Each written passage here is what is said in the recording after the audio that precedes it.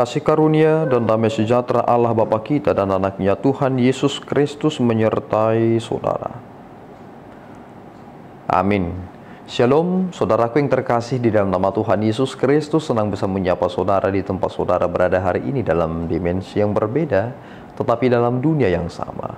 Sebagai insan yang diciptakan untuk Tuhan, sebelum melakukan rangkaian aktivitas kita pada hari ini, marilah kita mengawalinya dengan memuliakan Tuhan lewat pujian kita dan mendengarkan firman Tuhan.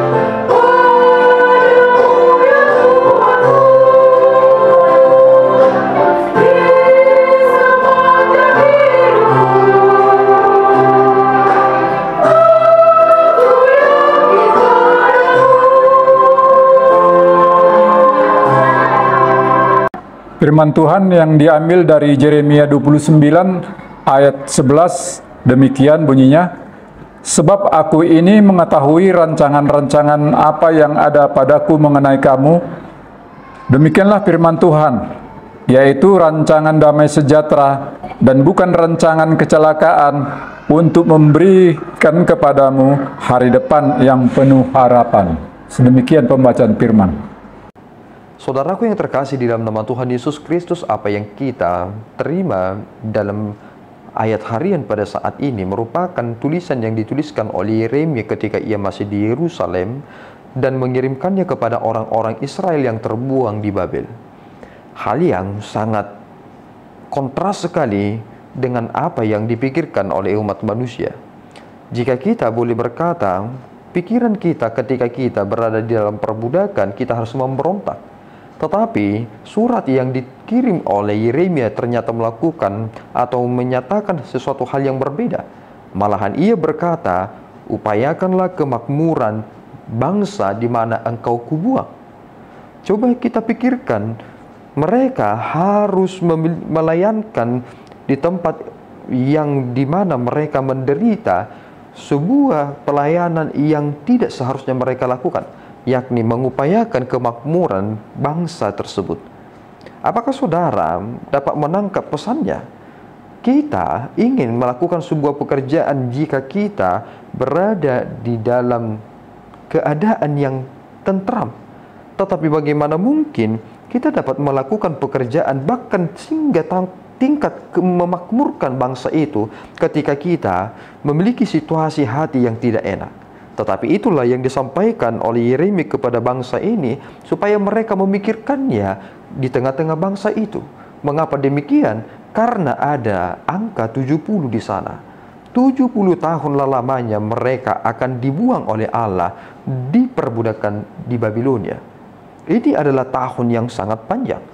Mereka pernah 40 tahun berjalan di padang gurun, tetapi yang terpanjang adalah 70 tahun. Daniel akhirnya membaca tulisan ini. Itu mengapa dia langsung memuliakan Allah, dia langsung meminta pengampunan akan dosa-dosanya. Dan itulah pesan yang terpenting dalam teks ini, bahwasanya ada hal yang Tuhan maksudkan ketika Tuhan melakukannya. Jangan saudara mengira bahwasanya apa yang terjadi dalam diri saudara itu merupakan bagian di mana Allah lepas kendali atau Allah melepaskan kuasanya. Tuhan memperhatikan itu baik dan sungguh-sungguh memperhatikannya. Allah menyatakan ini kepada bangsa Israel bahwa sebenarnya Tuhan sedang memurnikan mereka. Tetapi proses pemurnian itu adalah 70 tahun. Ada hal yang harus dibongkar dari diri mereka, dan mereka harus hidup di dalamnya, dan kemudian mereka mempergumulkan apa yang telah mereka lakukan pada masa lampau sehingga mereka mendapatkan sukacita di masa depan. Barang siapa yang tidak percaya kepada Tuhan, maka dia akan selalu berkata, ini adalah kutukan. Tetapi pada akhirnya kita belajar dari teks ini, tidak ada hal yang di luar kendali Allah. Tuhan bisa mempergunakan hal yang buruk sekalipun untuk membuat kebahagiaan di masa depan. Itu pernah terjadi kepada seorang yang bernama Yusuf. Awalnya ia menderita karena diperbudak, karena dia telah dijual oleh saudara-saudaranya. Tetapi pada akhirnya Tuhan memberkatinya, mengizinkan dia menjadi orang nomor 2 setelah Firaun. Dan akhirnya dialah yang menolong saudara-saudaranya. Dan akhirnya kita melihat ucapan yang pernah disampaikan oleh Yusuf adalah, memang engkau mereka-rekakan yang jahat terhadap aku, tetapi Tuhan telah mereka-rekakannya untuk menjadi sesuatu hal yang baik. Itulah prinsip yang boleh kita pegang dalam teks ini, bahwasanya Allah berkata kepada bangsa ini, aku ini mengetahui rancangan-rancangan apa yang ada padaku mengenai kamu. Demikianlah firman Tuhan, yaitu rancangan damai sejahtera dan bukan rancangan kecelakaan, untuk memberikan kepadamu hari depan yang penuh harapan. Jika aku berada di perbudakan ini, Tuhan ternyata telah merencanakan rancangan damai sejahtera. Adakah hal itu saudara pikirkan ketika menghadapi kepahitan hidup ini? Apakah hal itu pernah berbicara kepada saudara berkata, rancangan damai sejahtera yang dirancangkan oleh Allah, meskipun aku harus menghadapi realita pahit ini. Kita pernah menghadapi realita pahit, kita pernah kehilangan orang yang kita kasihi, tetapi apakah kita mampu mengatakan, ini adalah rancangan damai sejahtera yang akan memberikan aku pengharapan? Mari saudaraku, terus berjuang dalam hidup ini, dan teruslah memiliki iman yang benar dan iman yang besar, karena Tuhan telah menetapkan kebahagiaan yang tiada tara. Tetapi kita harus berjuang dalam hidup ini. Kita harus menunjukkan bahwa sebenarnya kita berjalan bersama dengan Tuhan. Tuhan Yesus memberkati kita. Berdoa. Ya Tuhan, kami bersyukur atas berkat-Mu. Terima kasih Bapa atas anugerah-Mu. Engkau telah membimbing kami, Engkau telah mengarahkan kami untuk dapat memahami tentang rancangan-rancangan yang Engkau rancangkan terhadap kami. Kami belajar dari bangsa-Mu, bangsa Israel.